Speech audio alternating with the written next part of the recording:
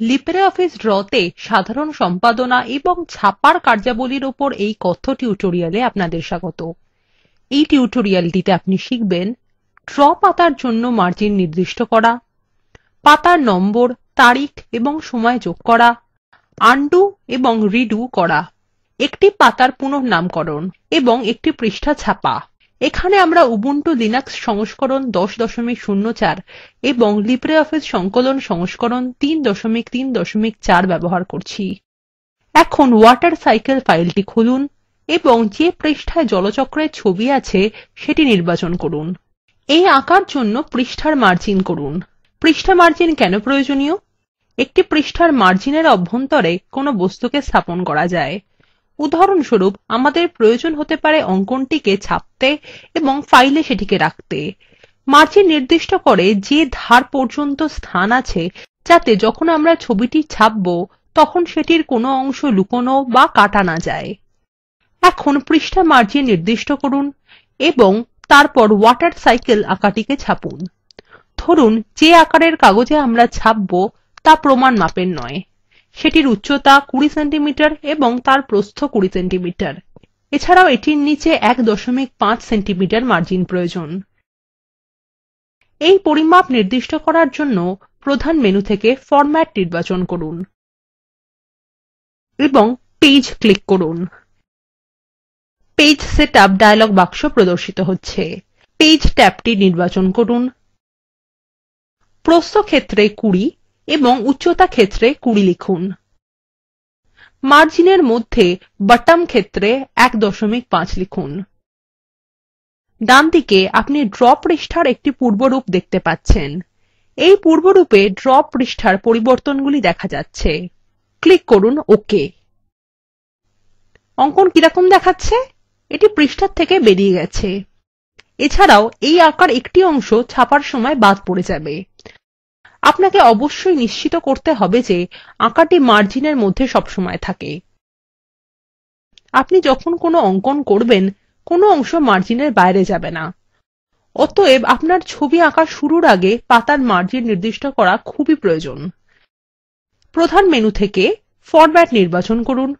Click করুন page. Page setup dialogue বাক্স প্রদর্শিত হচ্ছে। পেজ ট্যাবে ক্লিক করুন। ফরম্যাট ড্রপ ডাউন তালিকায় ক্লিক করুন এবং নির্বাচন করুন A4। এটি মূল মার্জিন যা আমরা নির্দিষ্ট করেছিলাম। ক্লিক করুন ওকে। অঙ্কন মার্জিনের মধ্যে রয়েছে। আপনি ড্র পৃষ্ঠা থেকে পেজ সেটআপ ডায়লগ বাক্সে যেতে পারেন। পৃষ্ঠার উপর ডান ক্লিক করে কনটেক্সট মেনু ব্যবহার করুন। ক্লিক করুন ক্যানসেল।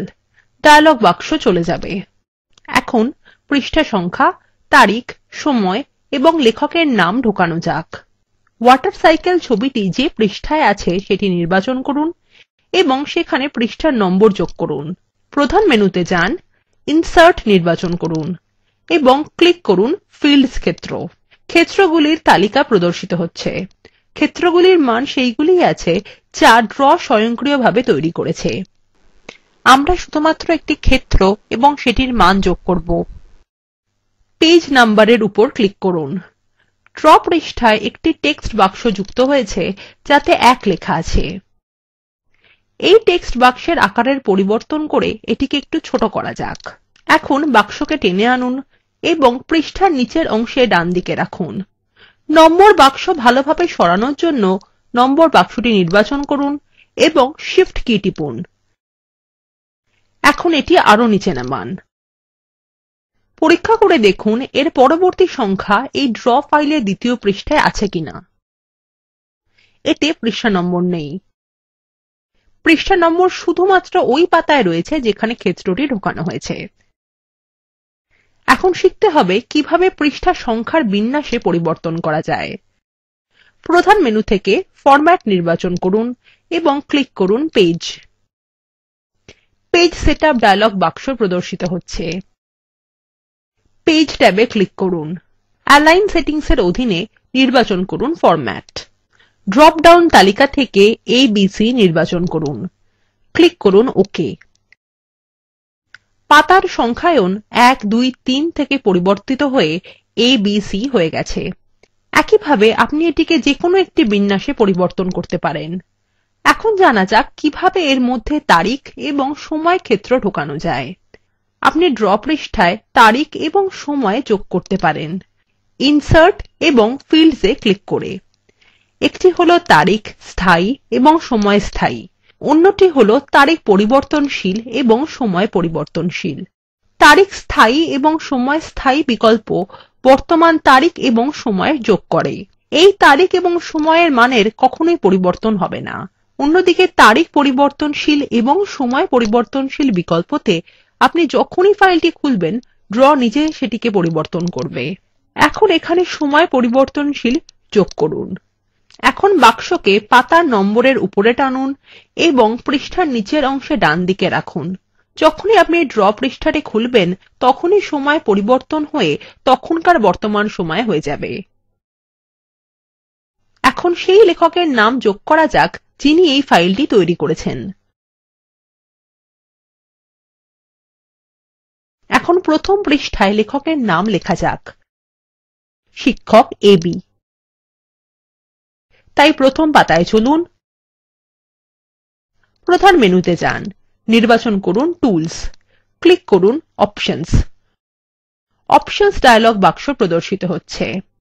অপশনস ডায়লগ বাক্সে লিব্রিঅফিস এর উপর ক্লিক করুন, তারপরে ক্লিক করুন ইউজার ডেটা। ডায়লগ বাক্সের ডান দিকে আপনি ব্যবহারকারী সংক্রান্ত তথ্য লিখতে পারেন। এখানে আপনি আপনার প্রয়োজন মতো বিবরণ লিখতে পারেন।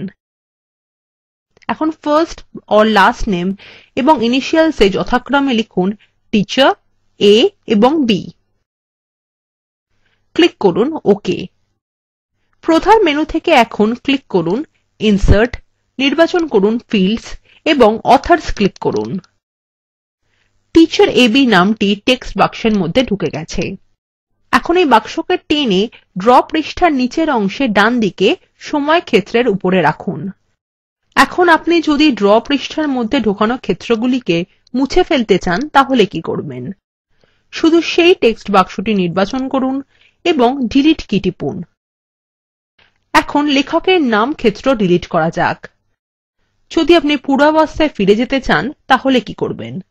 আপনি চাইলে সহজেই Ctrl এবং Z এই দুটি কী একসাথে টিপে পূর্বাবস্থায় ফিরে যেতে পারেন। যে কাজটি সবশেষে করা হয়েছে অর্থাৎ লেখকের ক্ষেত্র সরানো, সেখান থেকে পূর্বাবস্থায় ফিরে গেছেন।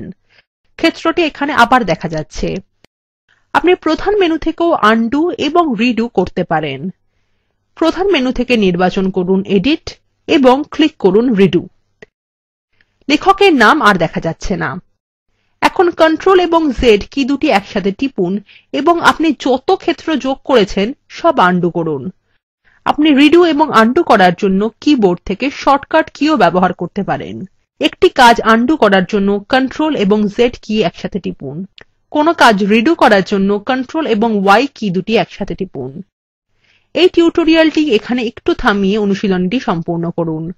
লেখকের নাম পরিবর্তন করুন এবং সংরক্ষণ করুন। এখন পৃষ্ঠায় আরো দুটি তীরচিহ্ন যোগ করুন। দ্বিতীয় পৃষ্ঠায় পৃষ্ঠা নম্বর এবং তারিখ যোগ করুন। এখন শেষ 5টি কর্ম আনডু এবং রিডু করুন। পরীক্ষা করে দেখুন আনডু বিকল্প সমস্ত কাজকে আনডু করেছে নাকি কিছু কাজকে আনডু করা যায় না। সেই পৃষ্ঠার নাম দিন ওয়াটারসাইকেল স্লাইড। পেজেস অংশ থেকে স্লাইড নির্বাচন করুন এবং ডান ক্লিক করে নির্বাচন করুন rename page. Rename slide dialogue বাক্সটি দেখা যাচ্ছে।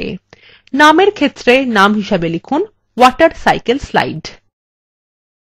ক্লিক করুন ওকে। এখন এই পৃষ্ঠার উপর কার্সারটি আনুন। আপনি কি দেখতে পাচ্ছেন ওয়াটারসাইকেল স্লাইড নামটি এখানে প্রদর্শিত হচ্ছে? পৃষ্ঠার একটি প্রাসঙ্গিক নাম দেওয়া খুবই ভালো অভ্যাস। এখন ছাপার বিকল্পটি নির্দিষ্ট করুন এবং ওয়াটারসাইকেল ছবিটি ছাপুন। প্রধান মেনুতে ফাইল ক্লিক করুন, প্রিন্ট ক্লিক করুন। প্রিন্ট ডায়লগ বাক্স দেখা যাচ্ছে। জেনারেল এবং অপশনস ট্যাবের সেটিংস সম্পর্কে জানতে দয়া করে লিব্রিঅফিস রাইটার বিষয়ক ভিউইং এন্ড প্রিন্টিং ডকুমেন্টস টিউটোরিয়ালটি দেখুন। বাম দিকে আপনি পৃষ্ঠার প্রিভিউ এলাকা দেখতে পাচ্ছেন। প্রিন্ট ডায়লগ বাক্সের ডান দিকে 4টি ট্যাব আছে, জেনারেল, লিব্রিঅফিস ড্র, পৃষ্ঠা বিন্যাস বিকল্প। শুধুমাত্র লিব্রিঅফিস ড্র সংক্রান্ত বিকল্পগুলি লক্ষ্য করুন। লিব্রিঅফিস ড্র ট্যাবে ক্লিক করুন, পৃষ্ঠার নাম এবং তারিখ ও সময় বাক্স দুটিতে টিক দিন। এটি ছবির সাথে সাথে এই পৃষ্ঠার নাম, তারিখ এবং সময় ছাপবে। ছবি ছাপার জন্য অরিজিনাল কালার্স এবং ফিট টো প্রিন্টেবল পেজ নির্বাচন করুন। আপনার কম্পিউটার থেকে ওয়াটারসাইকেল ছবিটি ছাপার জন্য ক্লিক করুন প্রিন্ট। আপনি যদি আপনার প্রিন্টারটি সঠিকভাবে যোগ করে থাকেন, তাহলে আপনার আঁকার এখন ছাপা শুরু হওয়া উচিত। এখানে লিব্রিঅফিস ড্র এর এই টিউটোরিয়ালটি সমাপ্ত হলো। এই টিউটোরিয়ালে আমরা শিখেছি কিভাবে ড্র পৃষ্ঠার মার্জিন নির্দিষ্ট করা যায়, কিভাবে পৃষ্ঠা সংখ্যা, তারিখ এবং সময় যোগ করা যায়, আনডু এবং রিডু করা, একটি পৃষ্ঠার পুনর্নামকরণ, একটি পৃষ্ঠা ছাপা। এখন আপনার জন্য একটি অনুশীলনী রয়েছে।